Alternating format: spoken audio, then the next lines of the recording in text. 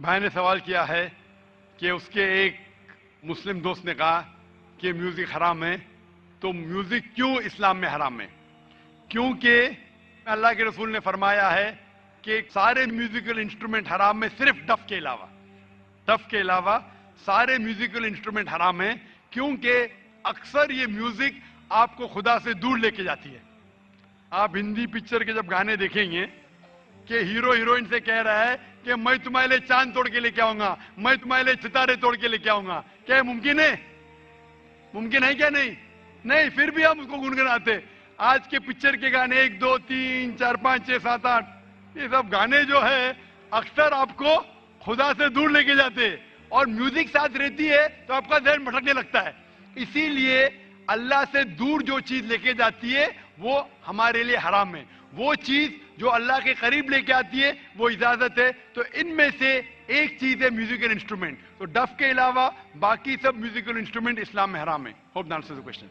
Even the duff can be used for the भाई same साहब ने purpose. पूछा कि डफ क्यों अलाउड है? क्योंकि हमारे अल्लाह के रसूल उस वक्त जब डफ खेला जाता था तो अल्लाह के रसूल फरमाते, सही बुखारी की हदीस है कि अंसार ट्राइब जब डफ चाहती है तो डफ उनके लिए खेलो, खुसूसन शादी के मौके पे, ईद के मौके पे। हमारे रसूल मोहम्मद सल्लल्लाहु अलैहि वसल्लम जानते कि क्या चीज आपको बहका सकती है। तो डफ एक वाहिद म्यूजिकल इंस्ट्रूमेंट है जो आपको बहकाता नहीं है, इसीलिए डफ की इजाजत है और बाकी म्यूजिकल इंस्ट्रूमेंट की इजाजत नहीं है। Hope that answers the question.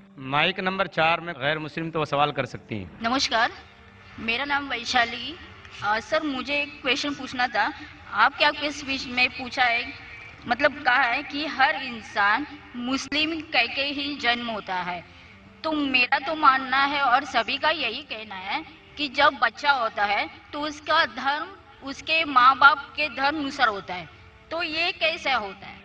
बहन का सवाल है कि मैंने कहा मेरी तकरीर में कि हर बच्चा जब पैदा होता है मुस्लिम पैदा होता है। तो बहन पूछ रही है कि बच्चे का धर्म अपने वालिदैन का धर्म होता है। वो बच्चा पैदा होने के बाद जब बच्चा पैदा होता है तो मोहम्मद सल्लल्लाहु अलैहि वसल्लम फरमाते वो दीनुल फित्र में पैदा होता है। मतलब वो ही कर रहा है जो उसका खालिक, उसका ईश्वर, उसका अल्लाह चाहता है।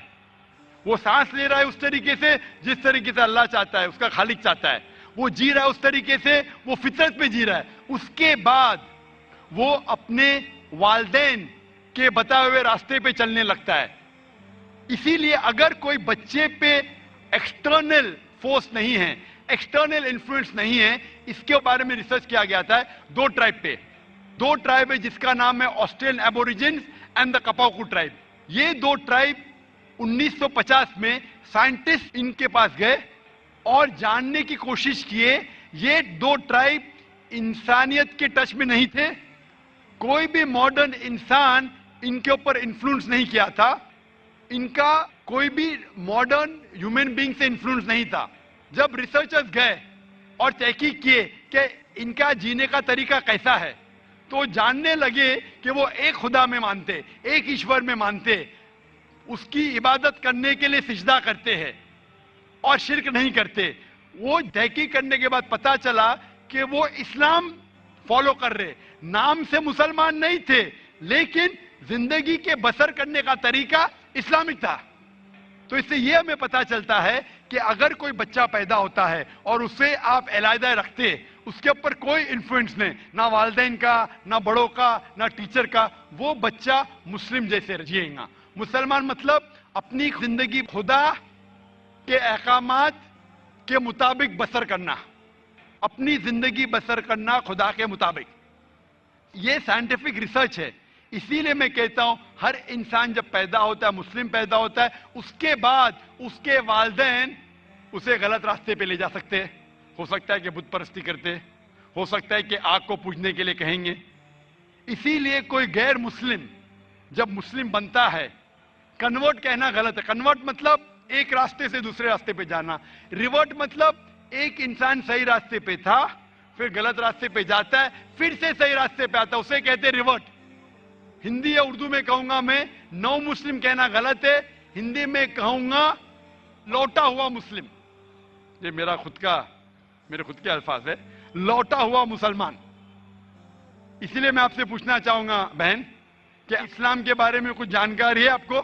सर मैं रहती हूँ डोंगरी पे, मेरा फ्रेंड सर्कल भी ज्यादा मुस्लिम ही है और मैं ज्यादा जानकारी के लिए यहाँ पे हूँ। माशाल्लाह। आप मानते हैं कि खुदा एक है? जरूर। आप मानते हैं कि बुत परस्ती गलत है? जी नहीं, मैं यही जानती हूँ कि परमेश्वर, ईश्वर, अल्लाह और जो भी कुछ है वो सब एक ही है। जी हाँ, लेकिन आप मानते हैं कि बुत परस्ती गलत है कि सही है? सर बुत परस्ती का अर्थ मुझे मालूम नहीं, मैं इंसानियत पे ज्यादा भरोसा करती हूँ, इसलिए मैं बोलती हूँ कि सब एक ही है। लेकिन इंसानियत पे भरोसा अगर करते हैं तो हमें हमारे ईश्वर की इबादत करना चाहिए कि गलत चीजों की? क्योंकि आपके वेद में लिखा है, जैसा मैंने फरमाया, Yajurveda chapter number 32 shloka number 3 में और श्वेताश्वतर उपनिषद में चैप्टर नंबर 4 श्लोका नंबर 19 में, न तस्य प्रतिमा अस्ति, उस ईश्वर की कोई प्रतिमा नहीं, उस ईश्वर का कोई अक्ष नहीं, कोई फोटोग्राफ नहीं, कोई पेंटिंग नहीं, कोई बुत नहीं, कोई स्कल्पचर नहीं। तो आपकी हिंदू मजहब की किताबें कहती है कि बुत परस्ती गलत है, ईसाई मजहब की किताबें कहती, बाइबल के बुत परस्ती गलत है, कुरान इस्लाम मजहब की किताब कहती है बुत परस्ती गलत है। तो मैं आपसे पूछता हूं कि आप बुत परस्ती में यकीन करते क्या नहीं? सर आप बुत परस्ती जो बोल रहे हैं उसको मेरा मीनिंग नहीं समझ रहा, खाली मुझे यही मालूम है कि सब जो ईश्वर, अल्लाह जो भी कुछ है सिर्फ एक ही है। बिल्कुल सही, ईश्वर अल्लाह एक है। लेकिन अगर आप ईश्वर को, अगर मिसाल के तौर पे ईश्वर को आप कुछ गलत साबित करते हैं और उसे ईश्वर कहते, गलत चीज को ईश्वर कहना सही है? नहीं, बिल्कुल नहीं। अगर कोई कहेगा कि ये टेबल, ये चेयर ईश्वर है, आप मानेंगे? नहीं, वो भी ईश्वर गलत सही है, लेकिन गलत चीज को ईश्वर कहना गलत है क्या नहीं? नहीं, बिल्कुल।